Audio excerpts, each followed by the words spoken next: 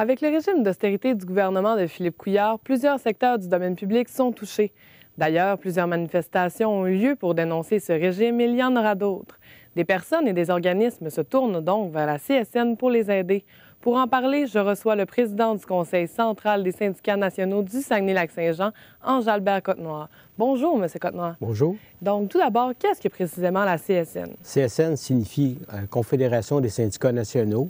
C'est une centrale syndicale qui regroupe 2100 syndicats, environ 325 000 membres répartis dans tous les secteurs d'activité, au niveau du secteur public, secteur privé, partout en fait au Québec. Et pouvez-vous nous expliquer qu'est-ce que le régime d'austérité en gros? Le régime d'austérité, en fait, c'est que le gouvernement, pour arriver à l'équilibre budgétaire, il peut s'attaquer soit aux revenus, soit aux dépenses. Le gouvernement a choisi de s'attaquer aux dépenses du gouvernement et il veut réduire ses dépenses. L'austérité, pourquoi? C'est à cause de la façon dont... C'est très, très brusque, la façon dont ça se passe. C'est très rapide et le gouvernement veut arriver à l'équilibre budgétaire le plus rapidement possible. Donc, ça veut dire qu'il est en chasse pour trouver 3 300 millions cette année, 3 300 millions pour l'année 2015-2016 et la Commission sur la réforme de la fiscalité, mais il doit chercher 650 millions. Donc, l'austérité, c'est ça, c'est de réduire au maximum les dépenses publiques. Et qu'est-ce qui va être précisément touché dans le domaine public? Bien, disons que déjà, là, on a annoncé là, au niveau de la réforme de la santé, le projet de loi 10, qui vise des économies de 220 millions, mais sur des éléments de structure.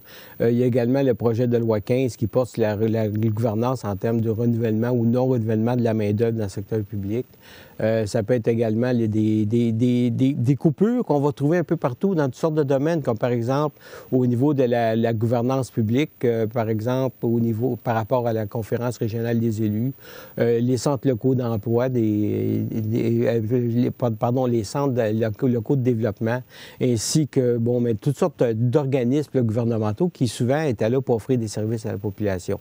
Donc, autrement dit, c'est juste le début qu'on voit. Il y a d'autres étapes. La restructuration de l'État, ça va être annoncé aujourd'hui, si ce n'est pas déjà fait au niveau des commissions scolaires, et ça va toucher l'ensemble des domaines d'activité et l'ensemble des services qui vont offrir à la population, autant au niveau de la santé, de l'éducation, qu'au niveau, là, en fait, des services que les gens vont aller chercher au niveau des ministères. Et qu'est-ce que la CSN réclame exactement au gouvernement? En fait, nous, ce qu'on dit, c'est que le régime d'austérité, c'est pas la meilleure voie pour tenter de réduire les déficits budgétaires. On prône surtout qu'il faut travailler également au niveau du revenu.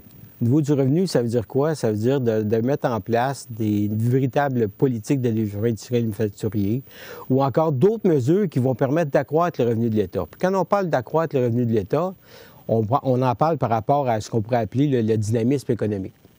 Et non pas, par exemple, en imposant encore plus la classe moyenne. On n'en est pas là. Donc, c'est pour ça que le discours, il va un peu partout par rapport aux revenus de l'État. Mais les revenus de l'État, ça veut dire quoi? Ça veut dire que si on engendre l'activité économique, ça va faire en sorte qu'il y a plus de personnes qui vont travailler, qu'il y a plus de circulation d'argent.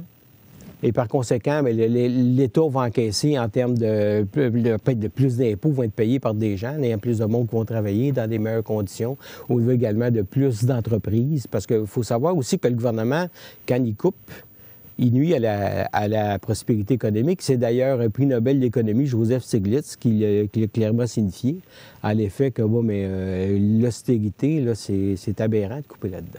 Et vous avez fait... De travailler là-dessus. Pardon. Okay. Vous avez déposé le 30 octobre dernier des revendications. Donc, qu'est-ce que vous attendez des réponses du gouvernement, en fait? OK. Ça, en fait, c'est un autre dossier.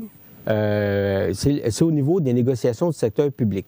Oui. Au niveau de la négociation du secteur public, il y a un renouvellement de convention et en vertu de la loi sur la négociation du secteur public, les demandes syndicales devaient être déposées au plus tard le 30 octobre et le gouvernement doit y répondre environ au 15 décembre.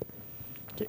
Donc, dans une certaine mesure, c'est le résultat d'un processus qui a eu lieu dans l'ensemble des syndicats du secteur public pour adopter une plateforme qui devient en fait le dépôt syndical. Bien, la CSN n'est pas seule là-dedans. Ça se passe en front commun avec la FTQ et le secrétariat intersyndical des services publics qui regroupe la CSQ, la PTS et le SFPQ. Donc, en fait, c'est simplement le début de la négociation là, qui a été faite cette journée-là. Bien, par rapport à l'austérité, c'est plus ou moins rattaché, dans le sens que oui, effectivement, ça concerne les budgets de l'État. Mais en même temps, c'est clair aussi que pour conserver les compétences, que l'État doit devenir compétitif au niveau des conditions de travail. D'accord. Et vous allez recevoir les réponses d'ici la fin décembre. Est-ce que vous attendez à avoir un beau ou un moins beau cadeau de Noël? Ah, bien, disons, il y a 2 volets à la réponse. Le premier, c'est que, bon, on ne s'attend pas à ce qu'ils disent oui, là, tout de suite. Là. C'est simplement le début d'un processus de négociation. Les conventions électives dans le secteur public se terminent le 31 mars 2015. Donc, après ça, c'est le processus de négociation comme tel. Mais écoutez, il ne faut pas non plus mettre la charrue avant les bœufs. Et bon, c'est clair que nous avons des membres qui sont très, très, très mobilisés dans le secteur public par rapport à l'austérité, bien sûr, parce que ce sont les premières victimes. Oui.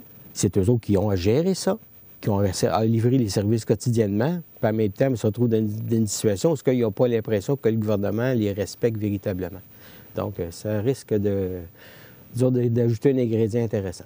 Bien, merci beaucoup, M. Cotenoir, qui est le président de la CSN régionale du Saguenay-Lac-Saint-Jean.